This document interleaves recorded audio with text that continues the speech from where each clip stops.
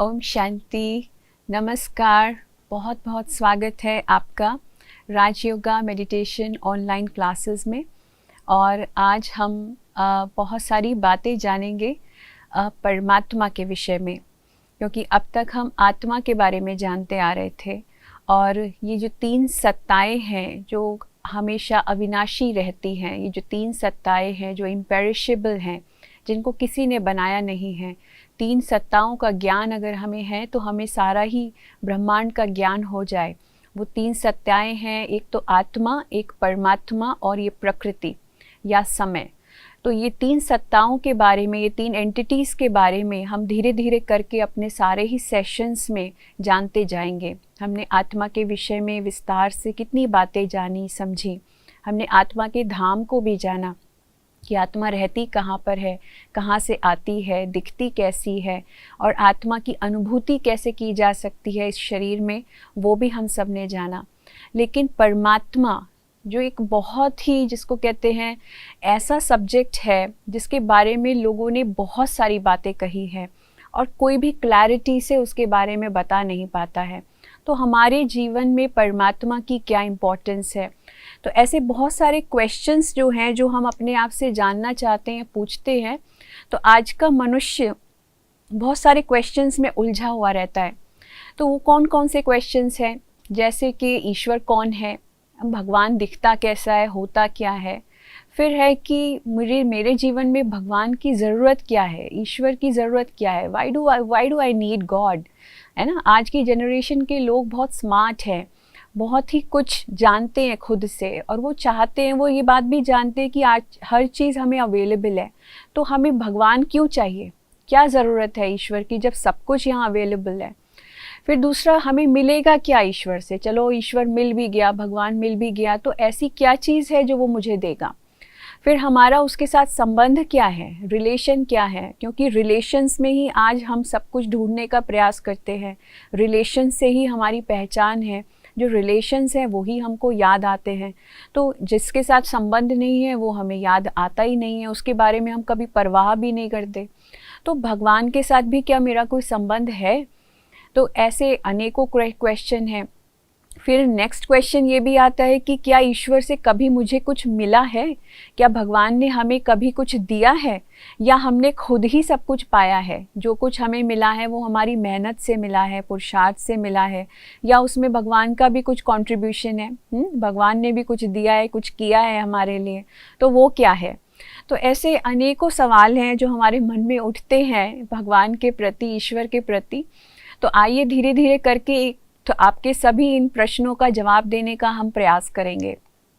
अब ईश्वर कौन है, उसकी पहचान कैसे हो। तो हिंदू धर्म की जब हम बात करते हैं तो हिंदू धर्म में अनेकों देवी देवताएं हैं, जैसे विष्णु जी हैं, शंकर जी हैं, देवी देवताएं हैं, अनेकों देवियां हैं हमारे बीच में, गणेश जी हैं, हनुमान जी हैं। तो हम सब इनको याद करते हैं और इनकी पूजा करते हैं। तो अपने आप से सवाल करना है कि क्या ये सब भगवान के रूप हैं, क्योंकि हिंदू धर्म में तो 33 करोड़ देवी देवताओं को बताया गया है और हर घर में एक कुल देवी या एक कुल देवता की पूजा की जाती है, जिनको इष्ट देवी देवताएं मान करके उनकी आराधना नित्य सालों से हम लोग करते आ रहे हैं। तो ईश्वर कौन है, तो क्या इन हिंदू धर्म में जिन देवताओं को हम मानते आ रहे हैं क्या वो ईश्वर का रूप हैं। उसके अलावा अनेक धर्म और भी हैं, केवल हिंदू धर्म नहीं, लेकिन बहुत सारे धर्म इस पूरे विश्व में हैं जो बहुत बड़े रूप से आज फैले हुए हैं, और लाखों करोड़ों आत्माएं उन धर्मों में, जो उनके धर्म पिताएं हैं, उनकी जो बातें उन्होंने कही उनको मानती हैं, उस पे चलते हैं। तो इस प्रकार से हम देखते हैं इब्राहिम, गौतम बुद्ध, महावीर, ईसा मसीह, गुरु नानक जी, उन्होंने अनेकों बातें, अनेकों शिक्षाएं हमको दी हैं, अनेकों संदेश परमात्मा का हमें देने का प्रयास किया। तो हम उनको भी आजकल पूछते हैं, मानते हैं। तो क्या ये धर्म स्थापक जो हैं, क्या ये ईश्वर का रूप है, क्या यही हमें वो रास्ता बता सकते हैं जिससे हम परमात्मा तक पहुंच सकें। और देखें आगे, तो आगे देखते हैं बहुत सारे महात्माएं हैं, इस संसार में बहुत सारी महान आत्माएं होकर के गई हैं। तो महान आत्माओं की डेफिनेशन जब हम देते हैं तो ज़रूर इन्होंने कोई बड़े काम किए होंगे, जैसे शंकराचार्य जी हैं, स्वामी नारायण जी हैं, सेंट ज़ेवियर हैं, फिर ख्वाजा शरीफ हैं, ऐसे ही साईं बाबा हैं। तो ऐसे बहुत सारे महात्माएं जिन्होंने बहुत सारी शिक्षाएं हमको दी। और आज के ज़माने में तो ऐसे भी लोग होकर के गए, जैसे मदर टेरेसा, हम उनको बहुत मानते हैं, और महात्मा गांधी को हम बहुत मानते हैं, स्वामी विवेकानंद को हम बहुत मानते हैं। वो भी महात्माएं ही हैं जिन्होंने हमको बहुत सारी बातें, बहुत सारी शिक्षाएं, एक अच्छे मार्ग पर कैसे चला जा सकता है, अपने जीवन को कैसे हम श्रेष्ठ बना सकते हैं, अच्छा बना सकते हैं। और उन्होंने भी प्रयास किया कि हमें ईश्वर से जोड़ सके। तो क्या ये ईश्वर के रूप हैं? तो ये सब कौन है? फिर उसी प्रकार से एक और मान्यता है, एक और बिलीफ सिस्टम है, प्रकृति। तो जब प्रकृति की बात आती है, प्रकृति को तो हम कितने रूपों में आज पूजने लगे हैं। जहाँ अग्नि की पूजा होती है एक तरफ, वहाँ पर सूरज, नदियाँ, वृक्ष, प्राणी, हर चीज़ की आजकल पूजा मनुष्य कर रहा है, क्योंकि प्रकृति भी एक तरीके से दानी बनकर के मनुष्य को बहुत कुछ देती है। और हमने ये सोचा है कि क्योंकि ईश्वर तो दाता होता है, सदा देने का ही काम करता है, जब प्रकृति भी दे रही है तो क्यों ना प्रकृति को ही पूजा जाए। हमें अगर सूरज ना निकले तो कुछ ऊर्जा नहीं मिलेगी, इसलिए सूर्य देव की पूजा शुरू हो गई। नदियों से हम आश लगाए रखते हैं कि नदियों में पानी आएगा तभी तो हमारा जीवन संपन्न है और संपूर्ण है, तो तभी हमारा जीवन चल सकता है। तो नदियों की भी हमने पूजा करनी शुरू की। उसी प्रकार से वृक्ष जो है हमको फल देते हैं, छाया देते हैं। हमारा जीवन, हमारी जो भी श्वास है वो सब वृक्षों की देन है, तो वृक्षों की भी पूजा करनी शुरू की।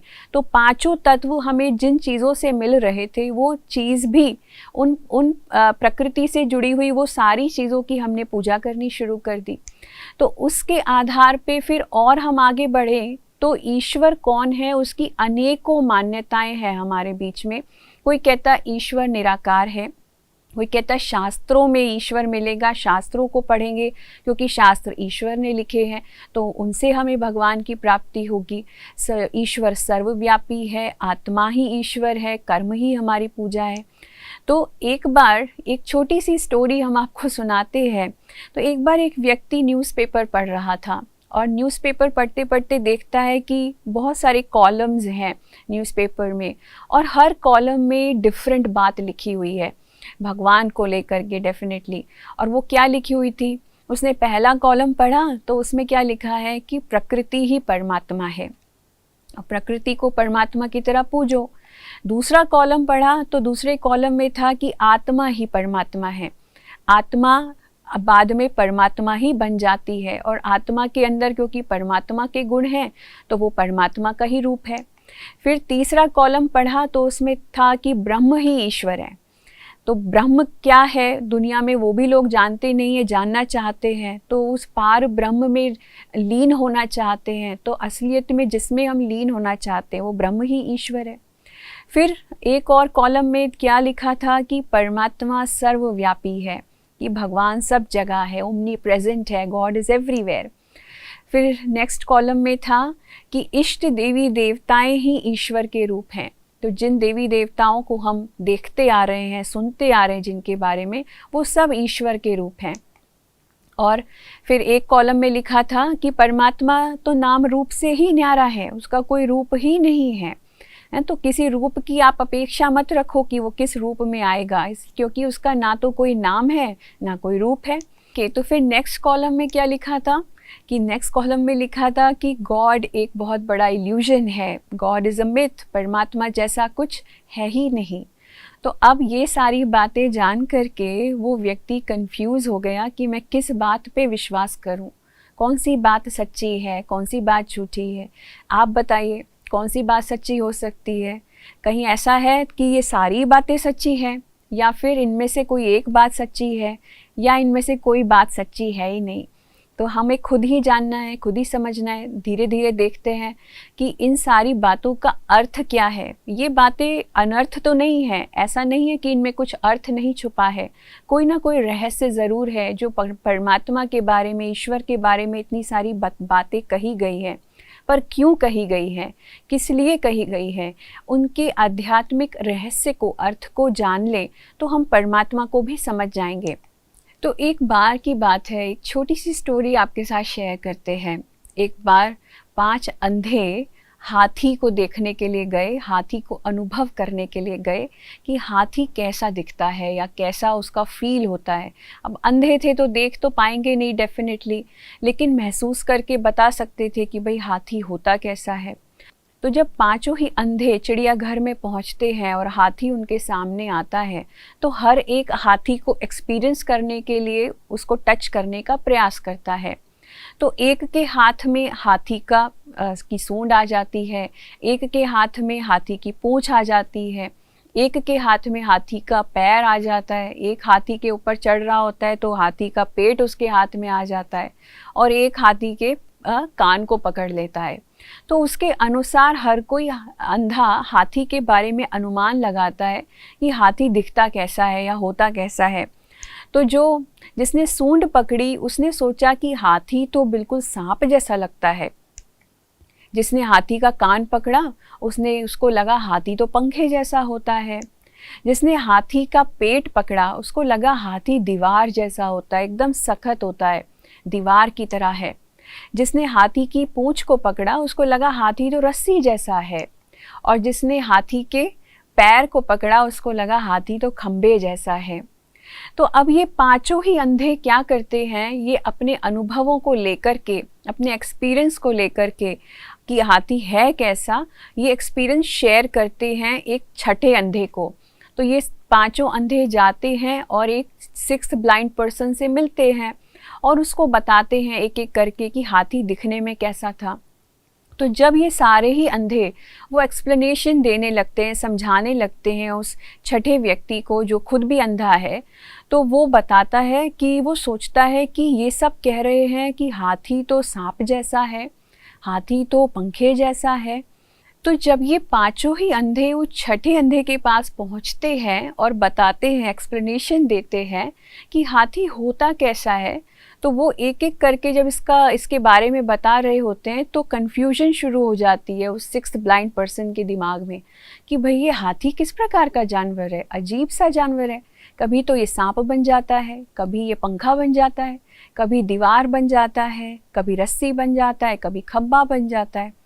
तो वो अपनी जो भी उसकी समझ थी उसके अनुसार ये मान लेता है कि हाथी कोई बहुरूपिया टाइप का जानवर है और जो बार बार रूप बदलता रहता है, तो हर एक को अलग अनुभव कराता है।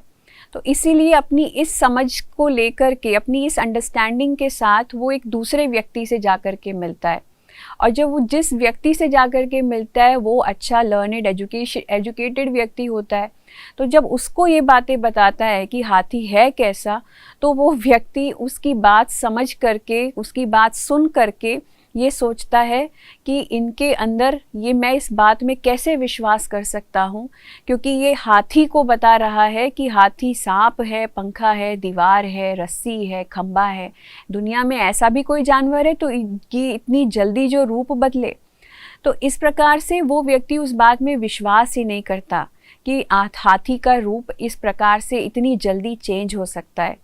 तो आज की जनरेशन को भी जब हम भगवान के बारे में बताते हैं, सुनाते हैं और कहते हैं कि भगवान, ये भी भगवान है, वो भी भगवान है, कभी हमने भगवान को आत्मा बता दिया, कभी इतने से सारे देवी देवताओं के रूप में बता दिया, कभी धर्म पिताओं के रूप में बता दिया, कभी हर चीज़ को हम पूजा करके वही ईश्वर का रूप बताते रहते हैं।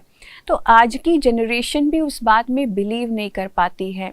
एक छोटी सी स्टोरी आपको और बताते, पर्सनल एक्सपीरियंस है। हमारे पास एक मदर आई, एक माता जी आई, और वो आकर के अपना अनुभव हमारे साथ शेयर कर रही थी। तो वो हमसे कह रही थी कि दीदी कि मेरा जो बच्चा है, मैं जब उसको मंदिर लेकर के जाती हूँ तो वो मंदिर जाने को रेडी नहीं होता, तैयार नहीं होता, बहुत अजीब अजीब से सवाल पूछता है। तो हमने पूछा कि क्या सवाल पूछता है? तो वो मेरे से पूछता है कि मम्मी आज तुम्हारे कौन से देवता की बारी है। जब मंडे को तुम शिव जी को याद करती हो, ट्यूसडे को तुम हनुमान जी को याद करती हो, और वेडनेसडे को तुम गणेश जी को याद करती हो, थर्सडे को तुम बृहस्पतिवार है तो तुम विष्णु जी को याद करती हो, और फ्राइडे तुम्हारा संतोषी माता का व्रत होता है, सैटरडे को तुम शनिदेव को याद कर रही हो, और संडे को तुम सूर्यदेव को जल चढ़ा रही हो। जब इतने सारे देवी देवताओं को तुम रोज़ याद कर रही हो, आखिर लक्ष्य क्या है, आखिर आपका मकसद क्या है, क्या क्या करना चाहते हो, क्यों इन सबको याद कर रहे हो? और डेली मुझे अलग अलग मंदिर में ले जाते हो तो मैं कंसंट्रेट ही नहीं कर पाता हूँ कि मैं किसको याद करूँ, इसको याद करूँ कि उसको याद करूँ। तो इस कंसंट्रेशन ना होने के कारण से मेरा माइंड कंफ्यूज है, तो मैं किसको मानूँ किसको नहीं मानूँ। उसके कारण से अभी मैं फ़िलहाल किसी को मानता नहीं हूँ, किसी को समझता नहीं हूँ। इसलिए मुझे नहीं लगता कि भगवान जैसी कोई चीज़ है और ईश्वर है।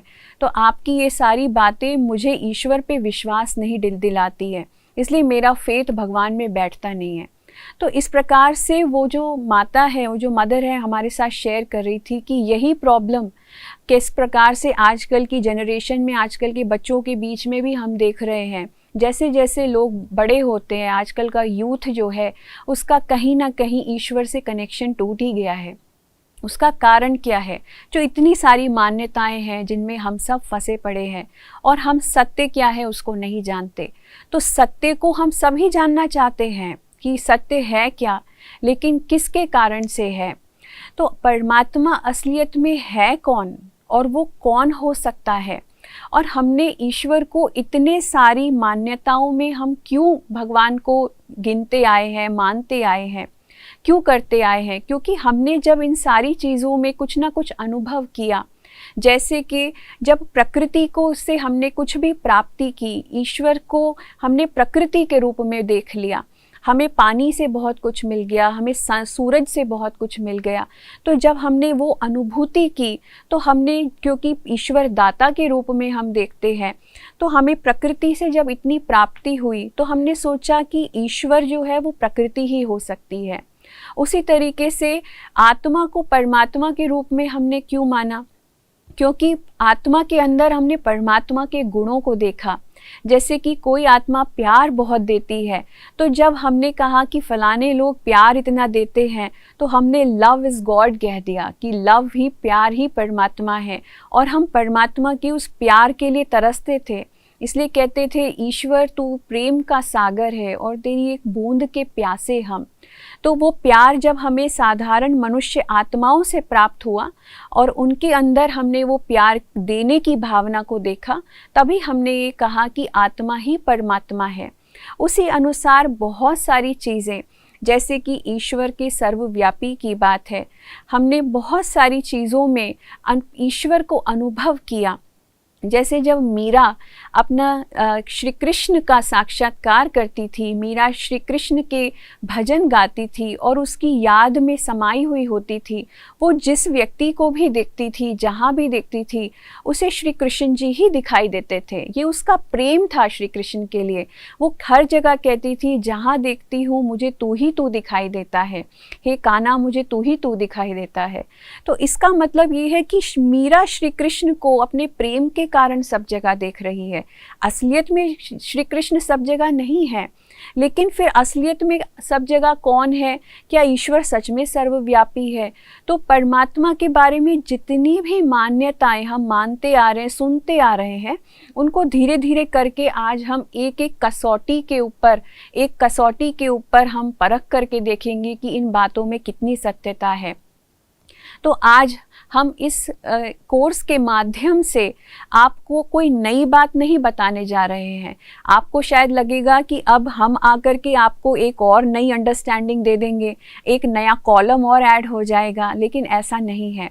हम आपको 5 ऐसी कसौटियाँ, 5 फैक्ट्स, जिसको हम कह सकते हैं कि 5 थ्योरम्स, जैसे साइंस में आपने देखी होंगी ना, थ्योरम्स होती है जिनको प्रूव किया जाता है, जिनको लॉ बनाया जाता है। तो कोई ऐसे नियम हो, कोई ऐसा स्टैंडर्ड हो जिसके आधार पर हम बता सके कि परमात्मा कौन हो सकता है। तो वो आधार वो 5 फैक्ट्स जो हैं वो हम आपके सामने रख रहे हैं, जिसके आधार पे आप खुद जज करिएगा कि ईश्वर कौन है। तो सबसे पहला फैक्ट है कि परमात्मा कौन हो सकता है। तो ईश्वर जो है, जो होना चाहिए वो सर्वज्ञ होना चाहिए। सर्वज्ञ अर्थात ओशन ऑफ नॉलेज, ज्ञान का सागर, जिसको सभी बातों का ज्ञान है, जिसको इस सृष्टि के आदि मध्य अंत का ज्ञान है, पास्ट प्रेजेंट फ्यूचर की जिसको नॉलेज है, जिसको मनुष्य आत्माओं के जन्मों के मृत्यु चक्र, हर चक्र का जिसको ज्ञान है, जिसको इस पूरे ब्रह्मांड का ज्ञान है। तो वो ओशन ऑफ नॉलेज, वो ज्ञान का सागर, वो होना चाहिए परमात्मा। इसका मतलब कि संसार में कोई ऐसी बात ना हो जिसका रहस्य वो ना समझा सके, वो परमात्मा होना चाहिए। तो ओशन ऑफ नॉलेज। दूसरा, सर्व गुणों में अनंत। तो ओशन ऑफ नॉलेज होने के कारण से ही, जो अपने इसी गुण के कारण से वो सारे गुणों में भी अनंत है, जिसकी महिमा अपरम अपार है। जैसे कहा गया है कि हमारे शास्त्रों में ही लिखा है कि अगर हम धरती को कागज़ बनाए और सागर को अगर हम स्याही बनाएं और जंगल को हम काट करके कलम बनाएं और सरस्वती माता बैठ कर के अगर ईश्वर की वंदना लिखे, महिमा लिखे, तो भी ना लिखी जा सके। तो ऐसी महिमा, ऐसे गुण जिसके अंदर हो, ऐसा ज्ञान का सागर जो हो, वो डेफिनेटली ईश्वर होगा। तो सर्वज्ञ होना, ओशन ऑफ नॉलेज होना, ये ईश्वर की सबसे पहली प्रॉपर्टी होनी चाहिए।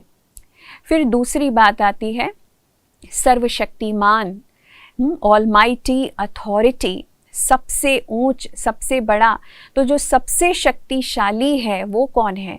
तो उसके ऊपर कोई शक्ति ना हो, उसको चलाने वाली कोई शक्ति ना हो, लेकिन वो खुद सर्वशक्तिमान होकर के सबको चलावे।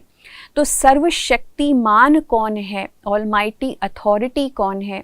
जो हम सभी आत्माओं को शक्ति देता है, जो खुद शक्ति दाता है, जो शक्ति का सागर है, सर्व शक्तियों में अनंत है। तो परमात्मा की दूसरी कसौटी हो जाती है कि वो सर्वशक्तिमान है, ओमनीपोटेंट है। फिर तीसरा अगर हम देखें, सर्वोच्च। सर्वोच्च अर्थात सबसे ऊंच, जो सबसे महान है, सुप्रीम है, मतलब कि उसके ऊपर कोई नहीं है। जैसे हम कहते हैं कि जो सभी टीचरों का भी टीचर है, सभी पिताओं का भी जो पिता है, सभी माताओं की भी जो माता है, सभी गुरुओं का भी जो गुरु है, सुप्रीम गुरु, supreme teacher, supreme father, supreme mother. तो वो सबसे ऊंची शक्ति, जिसके ऊपर कोई शक्ति नहीं है, जिसके अबव कोई नहीं है। तो ऐसी शक्ति कौन है? क्योंकि परमात्मा वो होना चाहिए जिसको किसी के ऊपर डिपेंड नहीं होना है। आज हमारी माता है, हमारा पिता है, हम अपने टीचर्स पे डिपेंड होते हैं कि वो हमें शिक्षा दें। हम अपने गुरुओं पे डिपेंड होते हैं कि वो हमारी सद्गति करें। हम अपने माँ बाप पे डिपेंड है कि वो हमारी पालना करें। लेकिन परमात्मा खुद पालनहार है, खुद सद्गति दाता है, खुद शिक्षकों का शिक्षक, महान टीचर है, सबसे बड़ा शिक्षक है, वही सबसे बड़ी शिक्षा हमको दे सकता है। तो ऐसी सर्वोच्च शक्ति कौन सी है? ठीक है। फिर नेक्स्ट जो चौथी कसौटी हमारी आती है वो है सर्वोपरि। सर्वोपरि का मतलब क्या है कि बियॉन्ड एवरीथिंग, मतलब जो सबसे परे, हर बात से परे। दुनिया में हम सब हर चीज़ से परे नहीं हैं। दुनिया में ऐसे बहुत से चक्र हैं जिसमें मनुष्य आत्माएं अर्थात हम आत्माएं फंसी हुई हैं। जैसे कि कौन कौन से चक्र में हम सब फंसे हुए हैं? सबसे पहला चक्र तो जन्म और मृत्यु का चक्र होता है। तो आप सब, आप, मैं, हम सब जन्म और मृत्यु के चक्र में हैं। तो जन्म लेना और फिर मृत्यु को प्राप्त होना, इस शरीर को छोड़ना, ये एक चक्र है जो कभी समाप्त नहीं होगा, जो सदा ही चलता रहेगा। तो परमात्मा इस जन्म और मृत्यु के चक्र से भी परे है, इसलिए उसको हम क्या कहते हैं? लिबरेटर कहते हैं। अगर लिबरेट करने वाला ईश्वर खुद ही जन्म और मृत्यु के चक्र में आ जाए तो उसको लिबरेटर क्यों कहा जाएगा? तो वो सबको कैसे फ्रीडम देगा, कैसे आज़ाद करेगा इस चक्र से? तो परमात्मा इस चक्र से बियॉन्ड है, परे है। फिर जब हम जन्म और मृत्यु के चक्र में आते हैं तो और बहुत से चक्र शुरू हो जाते हैं। जैसे कि जैसे ही हम जन्म लेते हैं तो देह और देह के संबंधों का चक्र शुरू हो जाता है।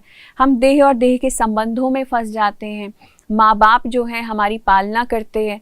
हर एक बच्चे को माँ बाप से नहीं तो किसी से, गार्डियन से पालना लेनी पड़ती है।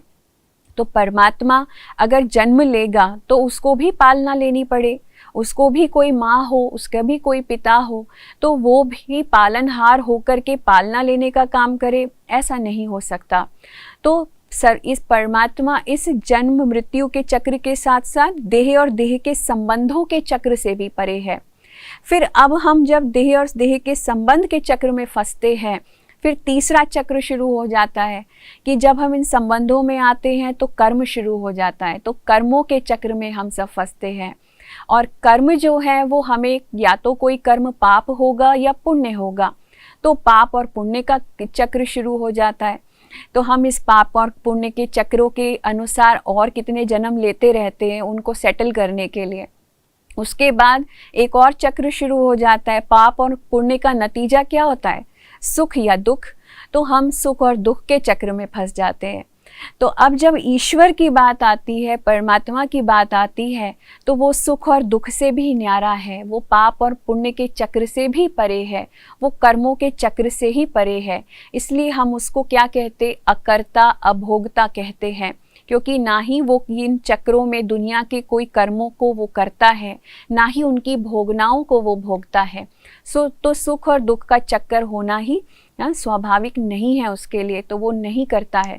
फिर लास्ट लेकिन जो सबसे बड़ी बात है कि ईश्वर वो होना चाहिए जो सर्वधर्म माननीय हो, जिसको हर धर्म का व्यक्ति अगर हम खड़ा कर दें और हर धर्म के लोगों से अगर पूछा जाए क्या परमात्मा के इस स्वरूप को, उनके इन गुणों को, उसके इस नाम को आप स्वीकार कर सकते हैं, तो वो कहे हाँ, ईश्वर का अगर कोई रूप हो सकता है, ईश्वर अगर कोई हो सकता है तो यही हो सकता है, क्योंकि यही ईश्वर का सच्चा परिचय है। तो भगवान को हर धर्म का व्यक्ति स्वीकार करे, क्योंकि परमात्मा सर्व धर्मों की आत्माओं का पिता है, केवल एक पर्टिकुलर धर्म की आत्माओं का पिता नहीं है, हम सभी आत्माओं का पिता है। तो हर धर्म तो मनुष्य ने बनाए, लेकिन परमात्मा तो इन धर्मों से भी ऊपर है। तो ईश्वर का वो परिचय कि परमात्मा हर धर्म की आत्माएं उसको स्वीकार कर लें, उसको मान लें, तो सर्व धर्म मान्य।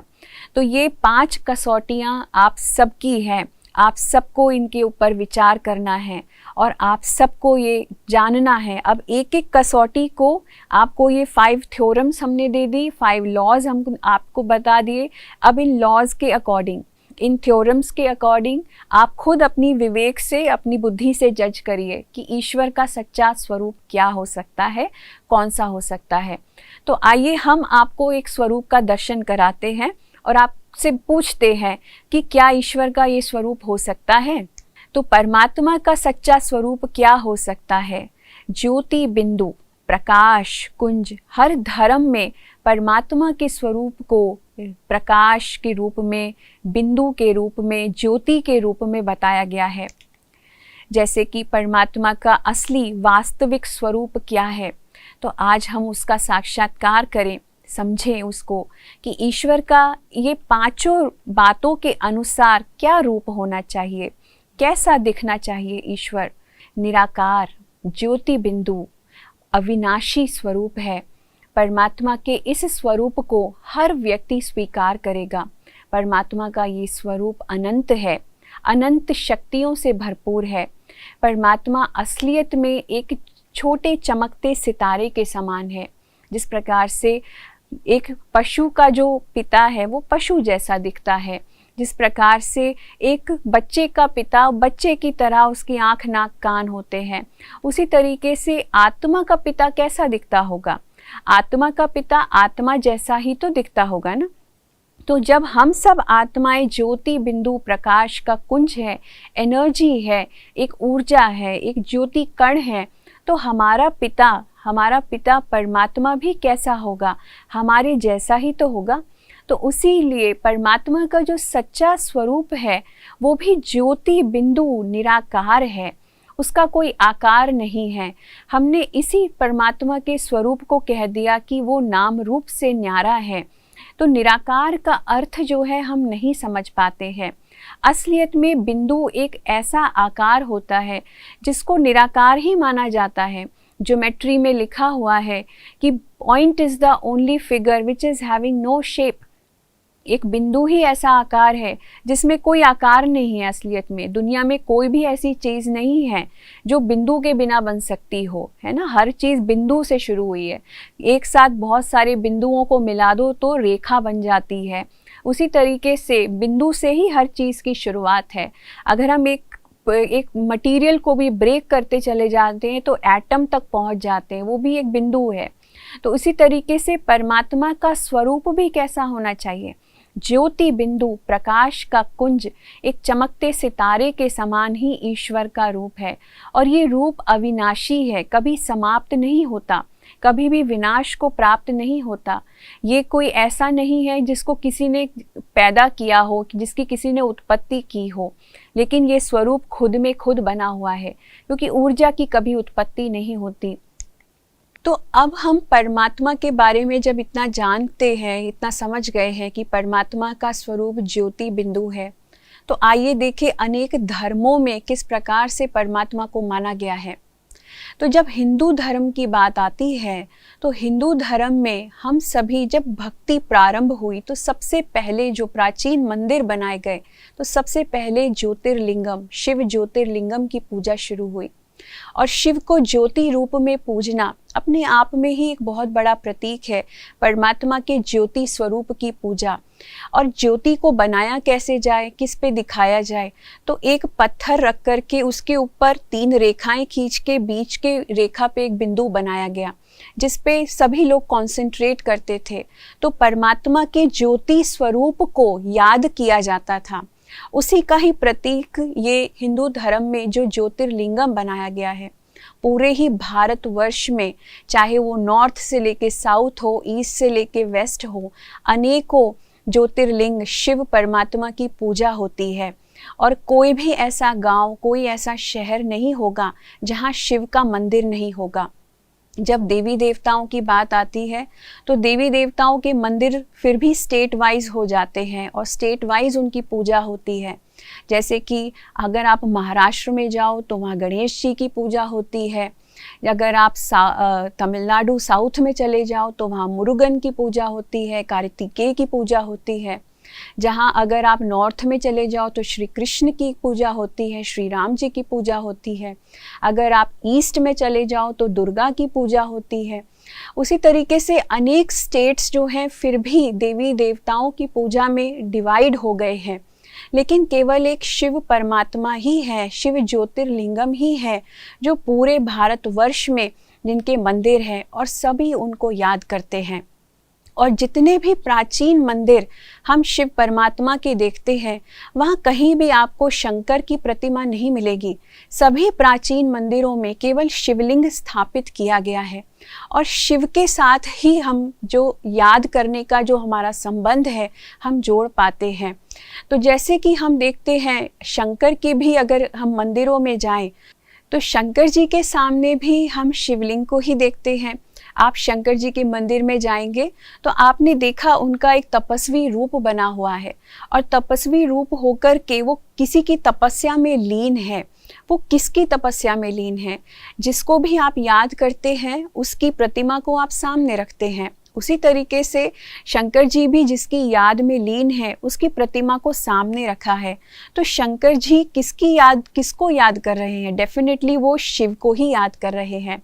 शिव और शंकर में बहुत महान अंतर है, बहुत बड़ा अंतर है, जिसको हम अपने आगे वाले सेशंस में जानेंगे कि वो क्या है। उसी तरीके से अगर हम रामेश्वरम में जाएं, जो 12 ज्योतिर्लिंगम पूरे भारतवर्ष में बने हैं उनमें से एक रामेश्वरम है। और रामेश्वरम में राम जी ने भी शिव की ही आराधना की है, क्योंकि उनको भी दिखाया है कि जब उन्हें रावण को हराना था और रावण की लंका को ख़त्म करना था तो उन्हें पता था कि जो शक्ति उनके सामने है रावण, उसको शिव से वरदान प्राप्त है। तो इसीलिए वो शक्ति उनसे भी ऊंची है। तो इसलिए उस शक्ति को हराने के लिए, रावण को हराने के लिए उन्हें उनसे ऊपर की शक्ति चाहिए, महान शक्ति चाहिए।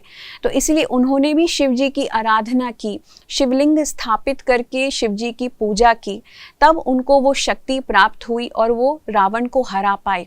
तो जब हम गोपेश्वर जाएं तो गोपेश्वर में भी हमने देखा है कि श्री कृष्ण जी ने भी शिव की ही पूजा की है, शिवलिंग स्थापित करके उसके ऊपर जल चढ़ाया। तो श्री कृष्ण जी भी जानते थे कि जो शक्ति मेरे से भी ऊंच है वो शिव परमात्मा की है, तो इसीलिए शिव परमात्मा उनके भी आराध्य हैं। उसी तरीके से अगर हम सोमनाथ में जाएं तो ज्ञान का सोमरस पिलाने वाले परमात्मा शिव ही है। ऐसे 12 ज्योतिर्लिंगम आपको पूरे भारतवर्ष में मिलेंगे जो कि परमात्मा शिव के गुणों के आधार पर हैं। जैसे सोमनाथ में राजा विक्रमादित्य ने सोमनाथ की स्थापना की, ये मंदिर की स्थापना की और फिर उसको एक हीरे का शिवलिंग बना करके वहाँ पर शिव की पूजा की। तो वो मंदिर बड़ा प्रसिद्ध मंदिर है, शायद आप गए हो। पर जितने भी 12 ज्योतिर्लिंगम हैं शिव परमात्मा के गुणों के आधार पर, जैसे पाप कटेश्वर, नागेश्वर और ऐसे अनेकों मंदिर, सोमनाथ, केदारनाथ, तो कितने ही मंदिर शिव परमात्मा के बने हैं जो बहुत प्राचीन है। जैसे अमरनाथ भी एक मंदिर है, तो वहाँ पर भी हमने देखा कि शिवलिंग ही है और सभी वहाँ दूर यात्रा करके जाते हैं। तो अमरनाथ भी परमात्मा क्यों कहा जाता है? क्योंकि वो हमें ये ज्ञान देते हैं कि आत्मा अमर है। तो आत्मा को खुद की स्मृति दिला करके, आत्मा को अपने अमर होने का भाव दिला करके उसकी ये स्मृतियाँ पुनः वो जागृत करते हैं। उसी तरीके से हम नेपाल में अगर जाएं तो नेपाल में पशुपति नाथ के नाम से परमात्मा को याद किया जाता है। वहाँ भी एक बहुत बड़ा शिवलिंग है जहाँ पे शिव परमात्मा की आराधना है। तो जब हम इस्लाम धर्म में देखते हैं तो वहाँ पर भी उस धर्म में जो बातें कही गई हैं उसमें अल्लाह को नूर, प्रकाश के रूप में याद किया जाता है, नूरे इलाही कहा जाता है। तो जब हज पे जाते हैं सभी मुसलमान तो हज कबूल करने से पहले वो कहते हैं, हे परवरदिगार नूरे इलाही मेरा हज कबूल हो।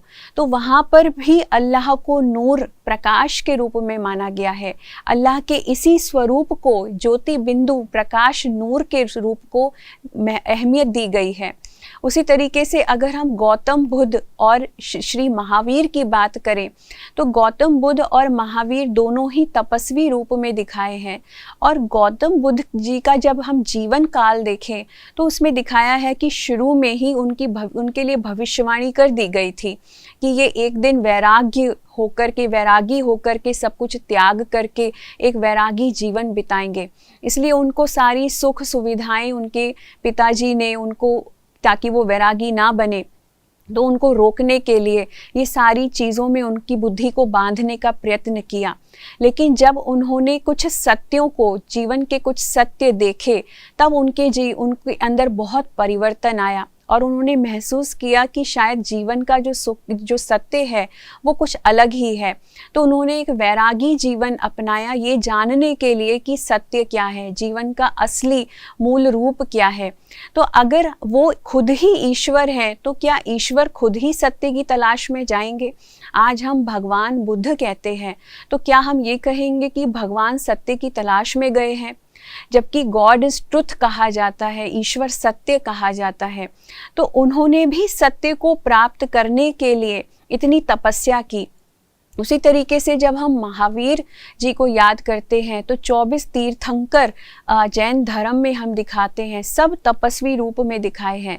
मतलब वो भी कुछ प्राप्त करना चाहते हैं जिसका आधार उन्होंने योग को अपना करके, योग के द्वारा कुछ प्राप्त करना एक आधार बताया। एक योगी जीवन ही एक परमात्मा को प्राप्त करने का, या फिर सुख और शांति प्राप्त करने का, या निर्वाण को प्राप्त करने का आधार बताया।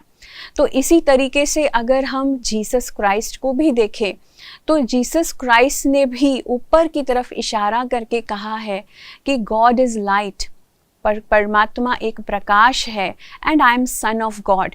उन्होंने कभी भी खुद को ईश्वर नहीं बोला।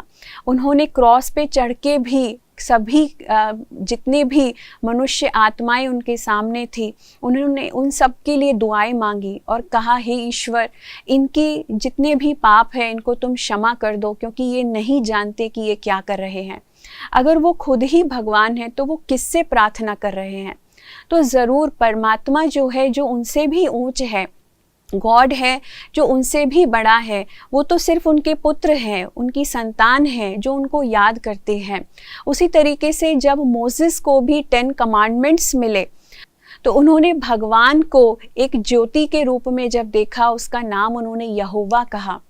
उसी तरीके से जब हम गुरु नानक जी की बात करते हैं तो गुरु नानक जी ने तो बहुत ही स्पष्ट शब्दों में परमात्मा की महिमा की है और कहा है, एक ओंकार सतनाम कर्ता पुरख निर्भव निर्वैर। तो ये सारी बातें एक ही की तरफ इशारा करती है, एक ओम के आकार वाला ही सच्चा नाम है, श्रेष्ठ नाम है। कौन है वो एक ओंकार?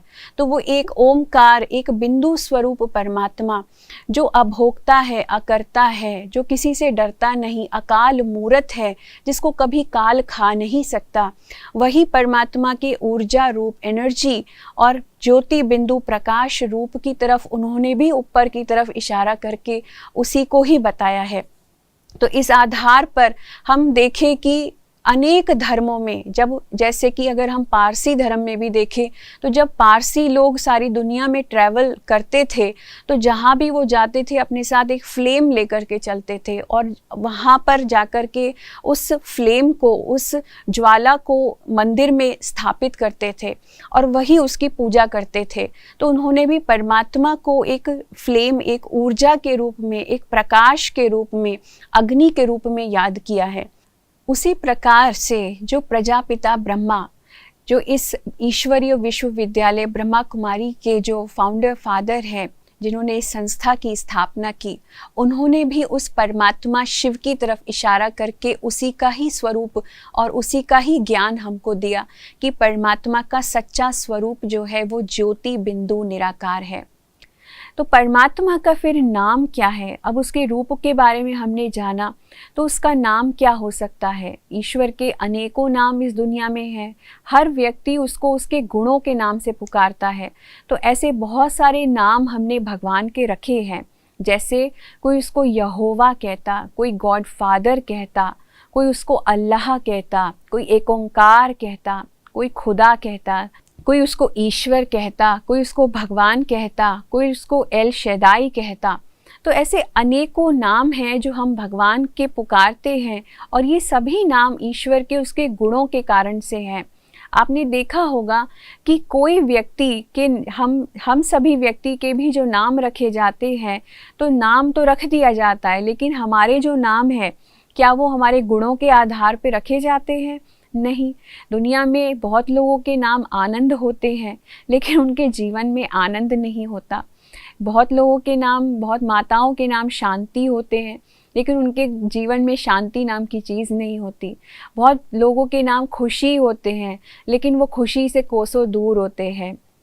तो इस प्रकार से हर एक व्यक्ति का नाम उसके गुणों के आधार पर रखा जाए ऐसा नहीं होता है। लेकिन परमात्मा का ये जो नाम है शिव, ये शिव कोई हिंदू धर्म के देवी देवता का नाम नहीं है।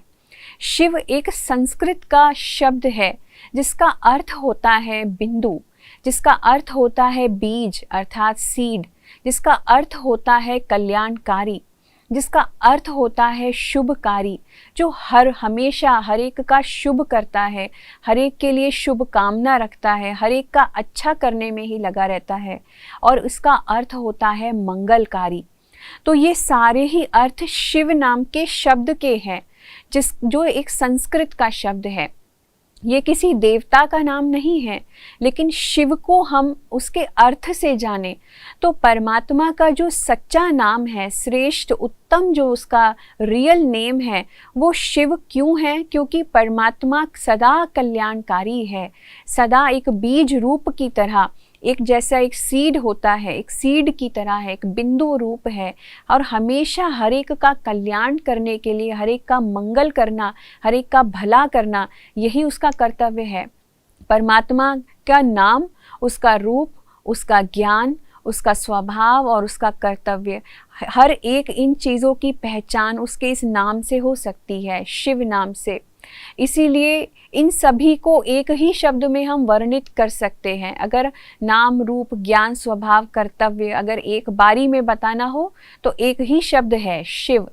तो शिव सदा कल्याणकारी, इसीलिए सदा शिव कहा जाता है, सदा कल्याणकारी कहा जाता है। और सत्यम शिवम सुंदरम कहा जाता है, क्योंकि शिव ही सत्य है और शिव ही सुंदर है। तो परमात्मा का जो रियल सच्चा नाम है, जो श्रेष्ठ नाम है, वो शिव है। आगे चलते हैं। अब परमात्मा की विशेषताओं के बारे में, उसकी क्वालिफिकेशंस के बारे में, योग्यताओं के बारे में जानते हैं। क्योंकि परमात्मा अनंत है, गुणों में अनंत है और उसके अंदर अनेकों विशेषताएं हैं। ऐसी विशेषताएं हैं जो हम कभी सोच भी नहीं सकते, समझ भी नहीं सकते।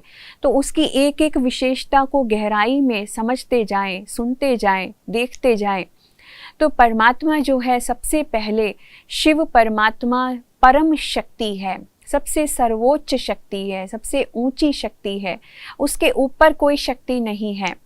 फिर उसके बाद परमात्मा जो है पतित पावन है, सभी आत्माओं को पावन बनाने का कार्य करते हैं, इसलिए उनको पाप कटेश्वर कहा जाता है। बहुत सारे मंदिर उनके बनाए गए हैं। फिर उसके बाद परमात्मा शिव को ही त्रिलोकी नाथ भी कहा जाता है। त्रिलोकी नाथ अर्थात तीनों लोकों का मालिक, और जो तीनों लोकों का ज्ञान हमको दे, वो त्रिलोकी नाथ। फिर उसके बाद परमात्मा सर्व गुणों का सागर है, सर्व गुणों का भंडारी है। इतने गुण हैं जिसकी महिमा नहीं लिखी जा सकती। तो परमात्मा के गुणों की वंदना करना, गुणों का व्याख्यान करना पूर्ण रीति हम कर भी नहीं सकते, इतने अनंत गुण हैं। उसके बाद परमात्मा जो है इस मनुष्य सृष्टि के कल्प वृक्ष का बीज है। तो बीज होना अर्थात कि सारी मनुष्य सृष्टि में जितनी आत्माएं हैं, वो मनुष्य सृष्टि का जो वृक्ष धीरे धीरे बढ़ता है। इस कल्प वृक्ष के बारे में हम आगे के सेशंस में जानेंगे कि कल्प वृक्ष क्या होता है। लेकिन सारी मनुष्य सृष्टि की जो वृद्धि होती है, तो सृष्टि की जो शुरुआत होती है, उसकी जो नई एक तरीके से कलम लगाई जाती है, उसको शुरू किया जाता है। तो जब तक परमात्मा शिव ना आवे तब तक वो कलम भी नहीं लगाई जा सकती, वो शुरुआत भी नहीं हो सकती। तो इसीलिए सारी मनुष्य सृष्टि का जिस कल्प वृक्ष का जो बीज है, जो सीड है, वो भी परमात्मा शिव है। फिर परमात्मा ही मुक्ति दाता है। तो मुक्ति देने वाला, हर आत्मा को इन बंधनों से, जिन बंधनों के बारे में हम जान रहे थे, सुन रहे थे, उन सारे बंधनों से हमें मुक्त करने वाला वो परमात्मा शिव है। उसके बाद परमात्मा त्रिकालदर्शी भी है, तीनों कालों के बारे में वो जानता है और वही हमें बता सकता है। संसार में कोई आत्मा ऐसी नहीं है जो हमें तीनों कालों का ज्ञान दे सके, जो त्रिकालदर्शी हो। तो परमात्मा ही केवल हमें पास्ट, प्रेजेंट और फ्यूचर के बारे में बताती है। उसके साथ साथ परमात्मा सर्वशक्तिमान भी है, तो सर्व शक्तियों से संपन्न। और फिर परमात्मा दिव्य बुद्धि के दाता हैं। हमें श्रेष्ठ बुद्धि, ये जो सद्ज्ञान है, वो ईश्वर ही आकर के देते हैं। हमारा तीसरा नेत्र, ये तीसरा चक्षु जो है, ज्ञान रूपी चक्षु, इसको परमात्मा खोलते हैं आकर के। तो दिव्य बुद्धि का ज्ञान परमात्मा हमको देते हैं। फिर मानव को देवता बनाने वाले हैं, मनुष्य आत्माओं को, साधारण मनुष्य आत्माओं से देवात्मा बनाने वाले परमात्मा शिव हैं। उसके बाद परमात्मा जो है हम सबका भाग्य भी बनाने वाले भाग्य विधाता है। और ऐसे ही अनंत कितने गुण हैं। परमात्मा स्वर्ग के रचयिता है, परमात्मा त्रिमूर्ति रचयिता है, तीन देवताओं की रचना करके अपना दिव्य कर्तव्य करते हैं, जिसके बारे में हम और भी डिटेल्स में जानेंगे। फिर परमात्मा ज्ञान दाता है, सभी सारा ज्ञान जो है ये वही हमको आकर के देते हैं। तो ये सब परमात्मा की विशेषताएं हैं। अब हम जान लेते हैं थोड़ा आत्मा और परमात्मा के समानता के बारे में कि क्या समानता है आत्मा और परमात्मा में। डेफिनेटली, क्योंकि आत्मा परमात्मा की संतान है, तो उसमें कुछ ना कुछ समानता तो अवश्य होगी। हम जैसे कि बहुत सारी मान्यताओं से जुड़े हुए हैं, तो हमने एक मान्यता ये भी सुनी है कि आत्मा सो परमात्मा।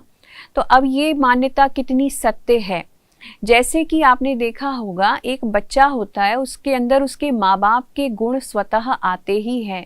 अगर माँ बाप के अंदर अच्छे गुण होंगे तो बच्चे के अंदर भी अच्छे गुण आ जाएंगे। अगर माँ बाप के अंदर गुण अच्छे नहीं होंगे तो बच्चा उनको भी बहुत जल्दी ग्रहण कर लेगा और उनकी परछाई बन जैसा दिखाई देगा। तो हम एकदम से उस बच्चे के व्यवहार से, उसके कर्मों से हम अनुमान लगा लेते हैं कि ये अपने माता पिता की ही रिफ्लेक्शन है। उसी तरीके से आत्मा के अंदर भी परमात्मा के गुण समाये हुए होते हैं। कोई ना कोई विशेषताएं हैं जो हम अपने पिता परमात्मा से ग्रहण करते हैं। तो कोई ना कोई समानताएं तो ज़रूर ही बनती है, क्योंकि हम उसकी संतान हैं। तो वो कौन कौन सी समानताएं हैं? जैसे पहली समानता है निराकार, कि आत्मा भी निराकार है तो परमात्मा भी निराकार है। दूसरी कि हम सब चैतन्य शक्तियाँ हैं, रियल शक्ति है। आत्मा एक चैतन्य शक्ति है, एक कॉन्शियस बीइंग ऑफ लाइट है। उसी तरीके से परमात्मा भी एक चैतन्य शक्ति है, जो हम आत्मा जैसे शरीर ग्रहण करती है, शरीर में आकर के अपने आप को व्यक्त करती है। परमात्मा भी एक चैतन्य शक्ति है। फिर तीसरा जो गुण है वो है परमात्मा भी एक बिंदु है, हम आत्माएं भी एक बिंदु के समान हैं। हम भी अविनाशी हैं और परमात्मा भी अविनाशी है। जैसे आत्मा का कभी विनाश नहीं होता, ऐसे परमात्मा का भी कभी विनाश नहीं होता। फिर स्वयं प्रकाशित, हम सभी आत्माएं और परमात्माएं, हम सबका निजी प्रकाश है। तो ये सब हमारी समानताएं हैं। तो ऐसे ही कुछ डिफरेंसेस भी हैं। तो वो डिफरेंसेस क्या हैं वो जान लेते हैं। तो आत्मा और परमात्मा में अंतर क्या है उसको हम गहराई से जानें कि आत्माएं तो अनेक हैं लेकिन परमात्मा एक है। ये कितना बड़ा अंतर है। हम हमेशा आत्माएं कहते हैं, देवात्माएं कहते हैं, धर्मात्माएं कहते हैं, महान आत्माएं कहते हैं, पुण्य आत्माएं कहते हैं और पापात्माएं कहते हैं, दुरात्माएं कहते हैं। तो कितनी मनुष्य आत्माएं हैं, लेकिन हम कभी परमात्माएं नहीं कहते। तो परमात्मा तो एक ही है, गॉड इज़ वन, ईश्वर एक ही है।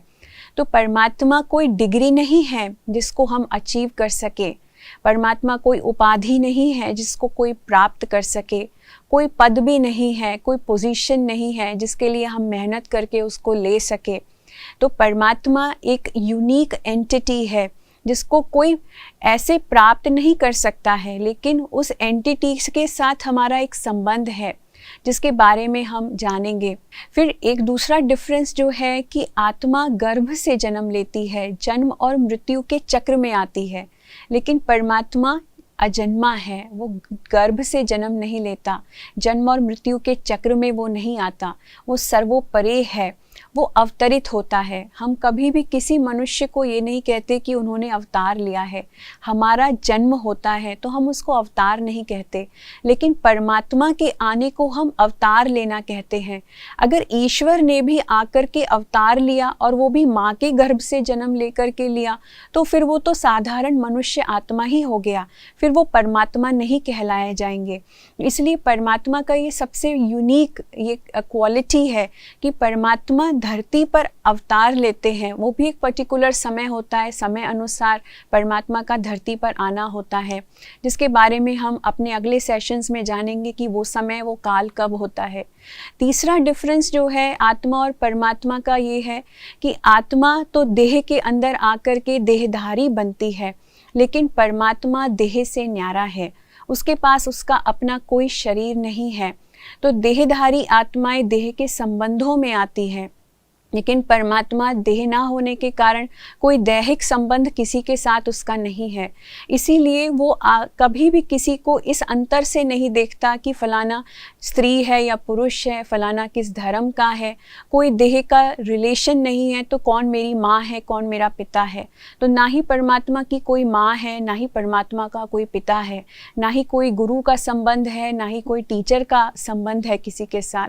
परमात्मा तो सभी का पालनहार है, वो सभी की माता है, सभी का पिता है, सभी का गुरु है, सभी का शिक्षक है। तो देह और देह के संबंधों से न्यारापन है उसके अंदर। फिर ये चौथा डिफरेंस जो हम देखते हैं कि परमात्मा अभोक्ता है, वो कोई भोगनाएं नहीं भोगता, जबकि हम मनुष्य आत्माएं कितनी भोगनाएं भोगती हैं। हम मनुष्य आत्माएं जब पाप और पुण्य करती हैं तो उसके फलस्वरूप हमें सुख या दुख भोगना पड़ता है। और लेकिन परमात्मा की जब बात करें तो जब वो पाप और पुण्य के चक्र में ही नहीं है तो डेफिनेटली कोई भोगनाएं भी उसको नहीं भोगनी है। इसलिए उसको हम लिबरेटर कहते हैं कि हमें इन पाप और पुण्य के चक्र का ज्ञान देने वाला और उससे छुड़ाने वाला भी परमात्मा ही है। हम इसलिए उसको पाप कटेश्वर भी कहते हैं। तो परमात्मा के ये दिव्य गुणों के आधार पर अनेकों नाम हैं जो संसार में लिए जाते हैं। फिर परमात्मा जन्म और मृत्यु के चक्र से भी परे हैं। तो कितने चीज़ों से सर्वोपरे होने के कारण हम उनको सर्वोपरे जो ये टाइटल दिया गया है कि he is beyond all these things. जन्म और मृत्यु का चक्र जब होता है तो जन्म लेना, फिर मृत्यु को प्राप्त होना। तो जब मृत्यु को प्राप्त होना है तो एक बॉन्डेज आ जाता है कार्य करने में। जैसे ही आत्मा शरीर धारण करती है तो वो शरीर के बंधन में बंध जाती है। फिर वो उससे आज़ाद इतनी आसानी से जब तक मृत्यु को प्राप्त ना हो नहीं सकती, और उसके कार्य भी सीमित हो जाते हैं। लेकिन परमात्मा किसी भी तरीके के बॉन्डेजेस, किसी बंधन में बंधा हुआ नहीं है। उसको अगर अपना दिव्य कर्तव्य करना हो तो वो शरीर के बंधन में बंधा हुआ हो तो कैसे कार्य करेगा। तो इसलिए परमात्मा जन्म और मृत्यु के चक्र से भी परे है, इन सभी बंधनों से परे होकर के अपने दिव्य कर्तव्य करता है। तो आज हमने ये कितने अंतर आत्मा और परमात्मा के बीच के जाने। तो हम परमात्मा शिव के विषय में, परमात्मा के निराकार रूप के विषय में और उनके गुणों के विषय में और भी बहुत सारी बातें हम अपने अगले सेशंस में जानेंगे। तो आप सभी जुड़े रहिए हमारे अगले सेशन में। हम 2 मिनट के लिए उसी परमात्मा शिव की स्मृति में बैठते हैं। आइए थोड़ा सा राजयोग का अभ्यास करें। अपने आप को बाहर की सारी बातों से समेट करके अपने ऊपर ध्यान दें और अपनी चेतना को भ्रकुटी के बीच में अपने आप को महसूस करें कि मैं एक चमकता ज्योति बिंदु सितारा हूं। मैं आत्मा अति सूक्ष्म शांत स्वरूप हूं, निराकार, बेहद शक्तिशाली हूं। आज मुझ आत्मा को मेरे पिता का परिचय मिला है। आज पहली बार मैंने जाना है कि परमात्मा असलियत में दिखते कैसे हैं, होते कैसे हैं। परमपिता परमात्मा शिव भी मुझ आत्मा की ही तरह ज्योति बिंदु निराकार है, सर्वशक्तिमान है, गुणों का भंडारी है।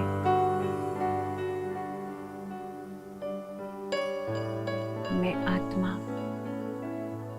उनके साथ अपना श्रेष्ठ संबंध स्थापित कर रही हूँ, उनको जान रही हूँ, समझ रही हूँ।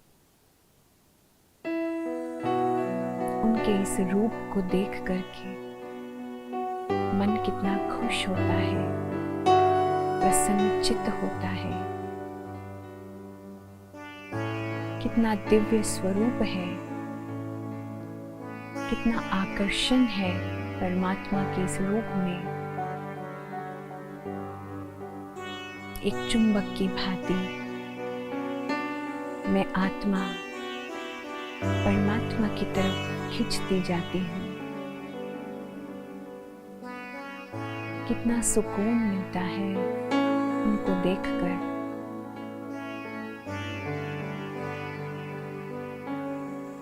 धीरे धीरे मैं उनको समझती जाऊंगी। मैं आत्मा अपने दिल से परमात्मा का धन्यवाद करती हूँ कि उन्होंने आकर अपना परिचय मुझे दिया।